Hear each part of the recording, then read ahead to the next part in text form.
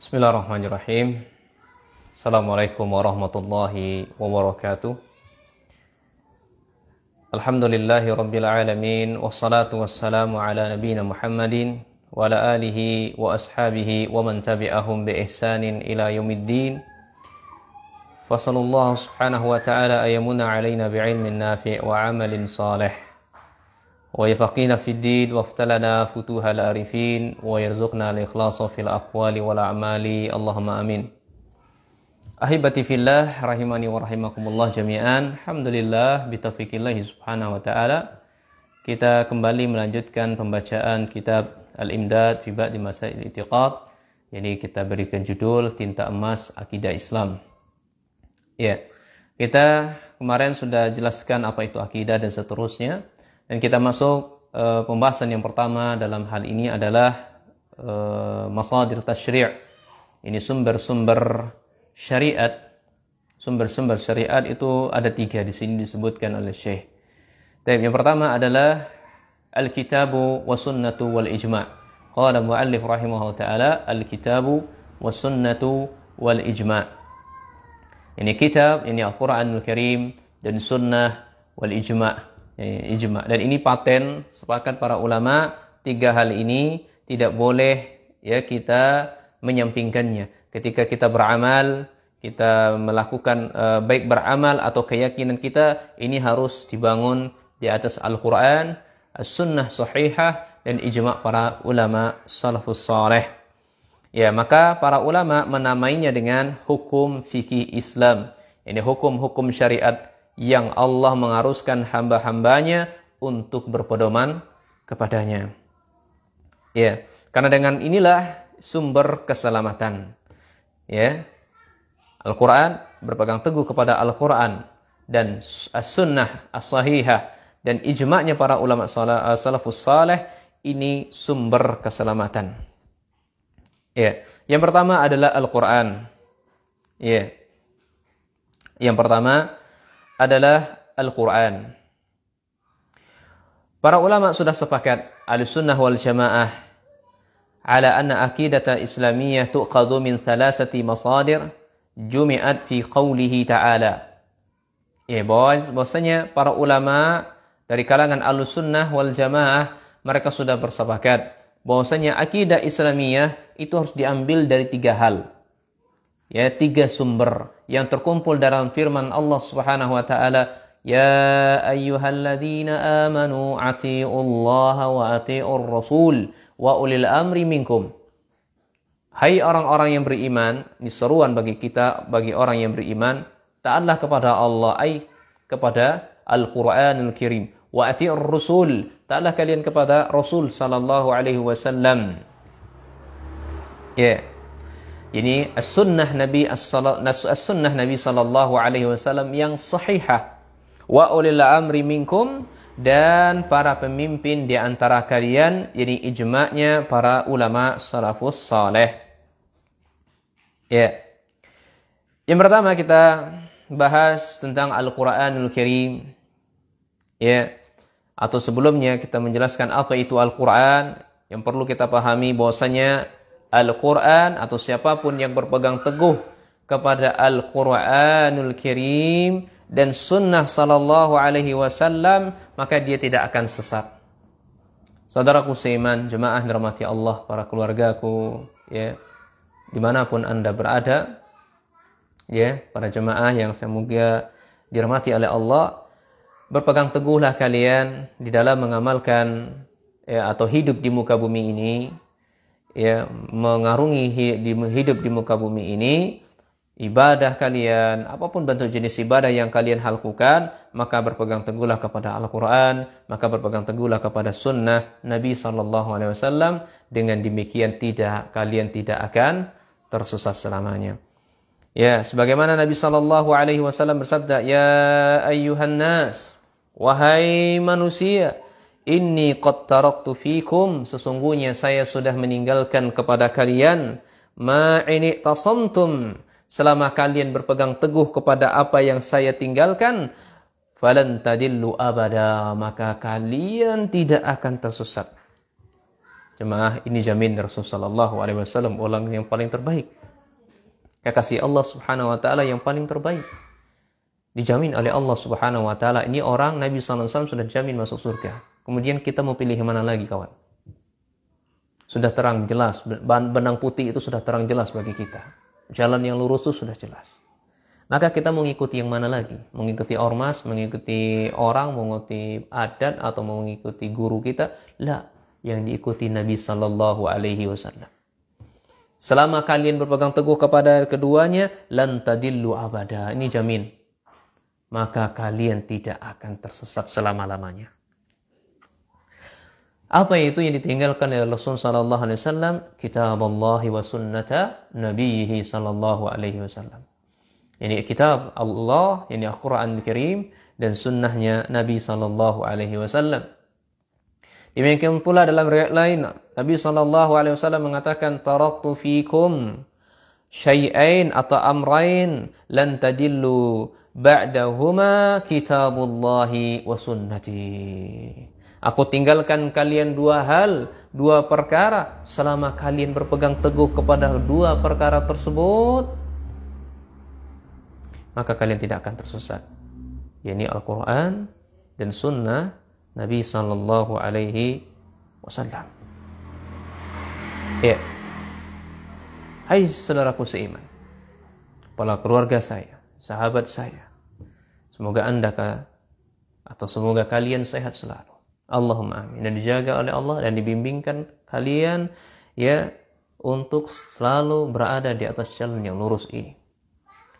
Al-Quran dan Sunnah Nabi ini sebagai jalan keselamatan untuk kita. Ya, keselamatan untuk seluruh umat muslim. Sehingga manusia ketika menjalani hidup di dunia ini, maka dia memiliki tujuan. Ya, dia untuk apa sih diciptakan? Coba kita lihat orang-orang yang hidup di dunia ini tidak ada tujuan sama sekali. Hari-harinya habis untuk mencari, ya, pergi pagi, pulang malam. Nanti pergi lagi malam, pulangnya tengah malam. Tanpa ada tujuan sama sedikit pun. Dia sibuk mengumpulkan pundi-pundi harta. Ibarat mereka ini tidak ubahnya mereka dengan orang-orang yang non-muslim. Ya, tidak ubahnya. Orang muslim itu tidak seperti itu. Orang muslim memiliki tujuan hidup dia. Dia ada di muka bumi ini untuk merealisasikan tujuan tersebut. Makanya saudaraku sekalian, kita yang belum salat, maka sadarlah, salatlah. Ketika datang bulan Ramadan, maka kita berpuasalah. Ya, kita berusaha untuk mengamalkan sunnah Nabi Sallallahu Alaihi Wasallam.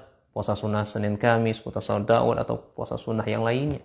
Itu juga yang berusaha kita salat sunnah yang lainnya. Ini hakikat kita ada di dunia ini untuk satu tujuan itu saja, kawan. Untuk ubudiyah kepada Allah Subhanahu wa taala. Ketika memiliki tujuan untuk apa dia diciptakan, ya maka selamat hidup dunianya.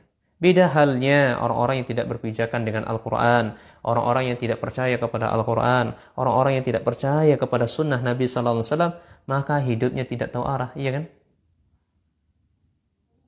Orang yang tidak percaya kepada Al-Qur'an, ada yang percaya kepada sunnah Nabi sallallahu alaihi wasallam, maka dia tidak memiliki tujuan hidup di dunia ini. Ya, tidak jelas buat apa dia hidup. Oleh karenanya betapa bahagianya orang-orang yang berpedoman kepada Al-Quran dan Sunnah Nabi Sallallahu Alaihi Wasallam, semuanya sudah diatur. Tidak ada yang nggak diatur, semuanya sudah diatur. Mulai dari perkara yang sangat remeh-temeh sudah diatur oleh syariat Allah ini, sudah diatur oleh Nabi Sallallahu Alaihi Wasallam. Cuman sayang kitanya aja yang nggak mau melakukannya, padahal sangat gampang untuk kita. Ya, kita nggak mau melakukannya itu. Sebagai contoh, kita tidak tahu nih apa sih hukumnya judi, ya kan? Kita juga nggak tahu apa hukumnya mabuk, dan kita juga nggak tahu nih apa hukumnya mencuri. Namun kita dengan membolak-balik duduk, ya menahan rasa ngantuk, ya membaca Al-Quran dan mempelajari hadis Nabi Sallallahu Alaihi Wasallam, ternyata kita jumpai di dalam Al-Quran Allah Subhanahu Wa Taala mengatakan, Ya ayyuhallazina amanu innal khamru wal maisir wal ansab wal azlab rijsun. Hai orang-orang yang beriman, hanya saja al-khamr, kemudian wal maisir, khamr itu adalah minuman memabukkan, wal maisir, kemudian judi, ya, kemudian wal ansab, ya, kemudian berkorban untuk berhala, kemudian wal azlam, dan mengundi nasib dengan anak panah, rijsun. Ini bagian dari perbuatan syaitan, ya, perbuatan syaitan min amal syaitan, perbuatan yang jelek. Maka kata Allah Subhanahu wa taala fajtanibuhu, maka jauhilah. La'allakum tuflihun, kalau kita ingin selamat. Kalau kita ingin selamat atau ingin mendapatkan keberuntungan. Allah jamin bagi kita, kita beruntung. Allah jamin untuk kita, kita selamat. Selama kita meninggalkan khamar, meninggalkan hal memabukkan, meninggalkan namanya berjudi, mengundi nasib, meninggalkan kita beribadah kepada Allah. Karena itu semuanya adalah amalan syaitan, perbuatan syaitan seperti itu. Maka saudaraku seiman, ya, sanak-sanak saudaraku sekalian, meskipun Al-Quran adalah sumber pertama dalam menetapkan hukum Islam, tetapi dalam sebagian ayat Al-Quran, karena ada ya sebagian dari saudara-saudara kita, Al-Quran saja, sunnah Nabi SAW tidak. Ini orang-orang yang ingkarus sunnah, orang-orang yang mengingkari sunnah. Dia hidupnya hanya berpatokan dengan Al-Quran saja. Padahal Al-Quran ya tidak bisa dipahami dengan benar kecuali dengan hadis Nabi Sallallahu Alaihi Wasallam, kemudian dipahami dengan para salafus saleh. Karena Al-Quran turunnya kepada mereka, ya, kepada Nabi SAW. Nabi lah yang akan menjelaskannya. Iya, contohnya bagaimana ikhwan sekalian kalau seorang dia hanya beramal dengan Al-Quran saja. Allah Subhanahu Wa Taala menjelaskan aqimus shalah, dirikanlah salat. Maka bagaimana tata cara salat sementara dalam Al-Quran enggak jelaskan bagaimana rukuknya, bagaimana sujudnya, bagaimana bacaannya, enggak jelas. Tidak jelaskan secara rinci disebut di dalam Al-Quran. Maka butuh apa? Butuh untuk ditafsirkan melalui hadis Nabi Sallallahu Alaihi Wasallam. Ya. Maka dari itu Al-Quran yang kita baca namanya Al-Quran atau dikatakan Al-Quran karena dia dibaca. Al-Quran karena dia dibaca oleh orang. Adapun secara istilah Al-Quran itu adalah huwa kalamullah. Al-Quran itu kalamullah. Ya, kalamnya Allah Subhanahu wa taala, firman-Nya Allah Subhanahu wa taala ghairu makhluk, bukanlah makhluk sebagaimana yang diyakini oleh sebagian orang sekte-sekte Islam atau kelompok-kelompok Islam. Yang jelas Al-Quran ini kalamullah, al-ma'sum, al-mu'jiz, al-mabdu' bil Fatihati wal muntahi bin nas. Al-Quran adalah kalamullah yang terbebas dari segala kesalahan. Karena Al-Quran itu sendiri Allah sendiri yang menjaganya. Inna nahnu nazzalna zikra wa inna lahu lahafizun. Sesungguhnya hanya kami yang menurunkan Al-Quran dan kami sendiri yang akan menjaganya Al-Quran tersebut. Sehingga Al-Quran itu diawali dengan Al-Fatihah, kemudian diakhiri dengan surah An-Nas. Nah, jadi Al-Quran itu diturunkan oleh Allah Subhanahu wa taala kepada hati qalbin Nabi sallallahu alaihi wasallam. Ya munazzalu ala qalbin Nabi, kepada hatinya Nabi sallallahu alaihi wasallam dengan biwasitatin Jibril, dengan perantara malaikat Jibril alaihi salatu wasallam fi 23 sanah.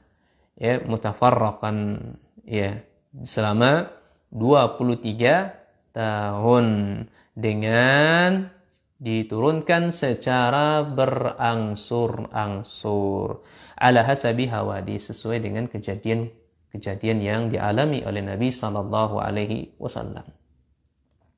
Ya, inilah sumber pedoman kita dalam keyakinan kita, ibadah kita. Allah Subhanahu wa taala berfirman, "Ya ahlal kitab." Jemaah yang dirahmati Allah, surah Al-Maidah ayat 15 sampai 16. Perhatikan. Ya ahlal kitab, wahai ahlul kitab. Siapa ahlul kitab? Minal Yahudi wa Nasara. Orang-orang Yahudi dan orang-orang Nasrani. Qad ja'akum rasuluna. Orang kitab, Alkitab. Sungguh kami telah datangkan kepada kalian utusan kami. Ini utusan Allah Subhanahu wa taala. Nabi sallallahu alaihi wasallam, yubayyinu lakum katsiran mimma kuntum tukhfu minal kitab, yang akan menjelaskan kepada kalian terhadap apa-apa saja yang kalian sembunyikan dari Alkitab. Jadi orang Nasara, orang Yahudi itu mereka banyak sekali menyembunyikan dalam kitab-kitab mereka tersebut. Wa yafu an katsir, kalian banyak pula meninggalkannya, kalian banyak pula tidak menjelaskannya kepada kaum-kaum kalian. Inilah saatnya saya turunkan, saya datangkan kepada kalian Rasul kami, utusan kami untuk menjelaskan apa yang telah kalian sembunyikan, apa yang telah kalian tinggalkan. Qad ja'akum minallah, dia itu utusan kami itu kepada kalian itu datangnya dari Allah, nurun, adalah cahaya, wa kitabun mubin, dan kitab yang sangat jelas. Yahdihi bihillahu manittaba'a ridwanahu. Al-Quran itu dijadikan oleh Allah Subhanahu wa taala sebagai petunjuk bagi orang-orang yang mau mengikuti keridhaan Allah. Al-Quran yang ada pada kita pegang sekarang itu dijadikan petunjuk bagi, catat ya, Al-Quran itu petunjuk bagi orang-orang yang mau mengikuti keridhaan Allah. Ya, jalan keselamatan. Yang dengannya Al-Quran tersebut yukhrijuhum minadz-dzulumat. Allah keluarkan dia dari kezaliman. Maksudnya adalah kehancuran, kebinasaan, kebid'ahan, keharaman, kesyirikan. Itu kegelapan. Ya. Ila nur, pada menuju cahaya Allah Subhanahu wa taala. Apa cahayanya Allah? Yaitu kepada tauhid, kepada sunnah Nabi sallallahu alaihi wasallam biiznihi, dengan izin Allah Subhanahu wa taala. Wa yahdihim ila siratim mustaqim. Kalian berpegang dengan Al-Quran tersebut akan memberikan petunjuk kepada kalian, ini loh jalan yang benar, ini loh jalan yang lurus. Nah, ini ya sebagaimana ditafsirkan oleh para ulama tafsir ketika menafsirkan ayat ini seperti tafsir Al-Qurtubi. Silakan dibaca tafsir Al-Qurtubi. Demikian pula dalam ayat lain Allah Subhanahu wa taala mengatakan, ya ayyuhallazina amanu, hai orang-orang yang beriman, aminu billahi wa rasuli, berimanlah kalian kepada Allah, berimanlah kalian kepada Rasulnya, wal kitab, dan kitabnya, allazi nazala ala rasul, yang Allah Subhanahu wa taala turunkan kepada Rasulnya, wal kitab, dan kitab yang allazi anzala min qabl, kitab yang kami turunkan sebelum Rasul. Jadi ada kitab yang diturunkan oleh Allah sebelum kitab Nabi sallallahu alaihi wasallam, ini Al-Quran. Wa may yakfur billah, siapa yang mereka mengufuri, mengingkari Allah Subhanahu wa taala, wa malaikatihi, dan malaikatnya, wa kutubihi, dan kitab-kitabnya, wa rusulihi, dan para rasulnya, wal yaumil akhir, dan hari akhir, faqad dhalla dhalalan ba'ida, maka orang-orang ini ya sudah sangat jauh tersesat. Nah, ini disebut dengan rukun iman ya. Siapa mengingkari rukun iman, maka mereka inilah orang-orang yang terjauh ya dari jalan kebenaran, sangat jauh sesatnya. Kemudian ya, kita membaca Al-Quran ini tentu banyak sekali faedah-faedahnya. Man qara'a harfan min kitabillahi subhanahu wa ta'ala, siapa yang membaca satu ayat, satu huruf dari Al-Quran, maka dia mendapatkan hasanatun, ya, satu kebaikan. Ya, lam aqulu, saya tidak mengatakan alif harfun, wal lam harfun, wa mim harfun, walakin akan tetapi alif lam itu 3 huruf, maka mendapatkan 3 kebaikan dikali 1 kebaikan 10 kebaikan, 1 kebaikan dikali 10, maka menjadi 30 kebaikan. Allahu akbar. Ini jemaah yang dirahmati Allah Subhanahu wa taala, Al-Quran sebagai pedoman hidup kita di muka bumi ini, agar kita memiliki tujuan hidup yang benar. Ya, jangan keluar dari ruang lingkup ini, Al-Quran. Kemudian catatannya, tidak bisa dengan Al-Quran sendiri, harus dengan kitabullah dan sunnah Nabi sallallahu alaihi wasallam. Ya, 2 hal ini ditambah lagi dengan ijma'. Taib. Yang kedua, sumber yang kedua adalah as-sunnah Nabi sallallahu alaihi wasallam. Sunnah Nabi sallallahu alaihi wasallam, kita hidup zaman saat ini kaum muslimin adalah zaman yang penuh dengan keasingan. Ya, kita hidup di zaman yang penuh keasingan. Kita melaksanakan sunnah itu terasa asing sekali di tengah-tengah masyarakat. Iya, kok celana ini kok cingkrang ya, kok orang ini kok jenggotnya panjang ya, kok orang ini ke masjid kok setiap waktu ya, kok orang ini kok taklim terus ya. Ini asing semuanya. Ya, yang tidak asing bagi mereka itu karaoke-karaokean, kemudian celana mereka itu serba kekurangan, itu nggak asing bagi orang-orang seperti itu. Yang asing hal-hal yang berbaur dengan ketaatan, hal-hal yang dibenci oleh jiwa manusia, itu asing bagi mereka. Maka ini ujian bagi kita, tantangan bagi kaum muslimin ya, hidup di zaman-zaman seperti ini ya. Maka dalam hidup seperti ini kita butuh yang namanya istiqomah. Ya, orang-orang yang istiqomah mengamalkan sunnah, orang-orang yang istiqomah mengamalkan sunnah, dia akan diuji oleh Allah Subhanahu wa taala kesabarannya. Maka istiqomah itu sesuatu yang sangat berat. Makanya Nabi sallallahu alaihi wasallam mengatakan fattaqullah tsumastaqim. Bertakwalah kepada Allah Subhanahu wa taala, kemudian iringi takawan itu dengan istiqomah. Takwa itu berat ikhwan kalau tidak istiqomah. Ya, orang-orang yang benar-benar takut kepada Allah Subhanahu wa taala berikan taufik untuk istiqomah di atasnya. Allah Subhanahu wa taala berfirman menunjukkan orang-orang yang istiqomah, ya mereka lah orang-orang yang diuji kesabarannya oleh Allah Subhanahu wa taala. Yang mengamalkan sunnah, arti istiqomah mengamalkan sunnah, ya dia akan diuji kesabarannya oleh Allah Subhanahu wa taala. Allah Subhanahu wa taala mengatakan innal ladzina qalu rabbuna Allah tsumma istaqamu fala khaufun 'alaihim wala hum yahzanun. Masyaallah ya. Sejuk, indah, damai hati kita ini ketika mendengar ayat Allah Subhanahu wa taala, bertambah keimanan kita. Maka semangat, gigitlah sunnah itu dengan gigi geraham kalian, jangan kalian lepaskan. Bagaimana meskipun orang tua kita mencemooh, adik kita, kakak kita, atau istri dari adik kita, orang ataupun orang-orang yang sekeliling kita mencemooh kita, jangan pernah goyah imannya. Karena ini jamin dari Allah Subhanahu wa taala. Allah mengatakan, orang-orang yang sesungguhnya orang-orang yang mengatakan qalu rabbunallah, Rabb kami itu adalah Allah Subhanahu wa taala, summa istaqamu, kemudian mereka istiqamah di atasnya, fala khaufun alaihim, mereka tidak pernah khawatir terhadap orang-orang yang mencelakai mereka, wala hum yahzanun, dan mereka tidak akan pula bersedih atas hal itu.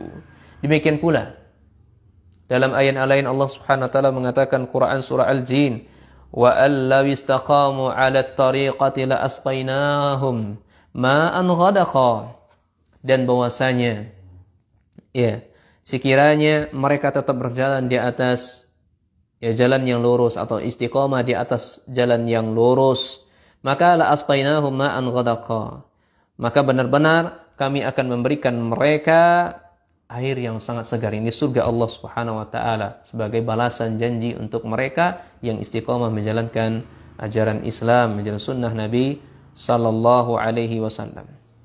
Ya. Dijelaskan oleh Imam Ibnu Katsir ketika misalkan ayat ini seperti Imam Ibnu Katsir, wa allaw istaqamu 'ala tariqah ay istiqamah ta'ah, ini senantiasa di atas ketaatan. Senantiasa dawamu ta'ah, senantiasa melakukan di atas ketaatan. Naam. Atau wal istaqamu 'ala tariqati, ini maksudnya adalah al-Islam, orang-orang yang istiqamah di atas jalan Islam, yang seperti Imam Mujahid menafsirkan seperti itu. Jadi mengamalkan sunnah ini ikhwan, ini ibaratkan menggenggam bara api. Menggenggam bara api. Sebagaimana Nabi sallallahu alaihi wasallam mengatakan, ya'ti 'alan nas zamanun sabiru fihim 'ala dinih kal qabidi 'alal jamri. Ya, akan datang suatu masa orang-orang yang bersabar berpegang teguh ya pada agamanya, mereka ini seperti menggenggam bara api. Ya sangat berat ya. Api kita genggam kayak begini nih ya kebakar tangan kita, sakit, melepuh. Begitulah kita mengamalkan sunnah Nabi SAW ibaratkan menggenggam bara api, maka butuh ya keimanan yang sangat kuat. Wallahu a'lam bishawab. Sampai di sini saja. Insyaallah akan kita lanjutkan karena waktu Isya di sini sudah masuk. Ya, insyaallah akan kita lanjutkan ya ahad depan insyaallah biiznillah ya, atau ahad-ahad berikutnya di pekan kedua atau pekan ketiga. Besok kan pekan keempat, artinya kita libur dulu. Pekan ke-1 juga libur. Insyaallah kita masuk lagi pekan kedua insyaallah taala. Barakallahu fikum. Hayakumullah. Subhanakallah wa bihamdika. Asyhadu an la ilaha illa anta astaghfiruka wa atubu ilaik. Wassalamu alaikum warahmatullahi taala wabarakatuh. Hayakumullah.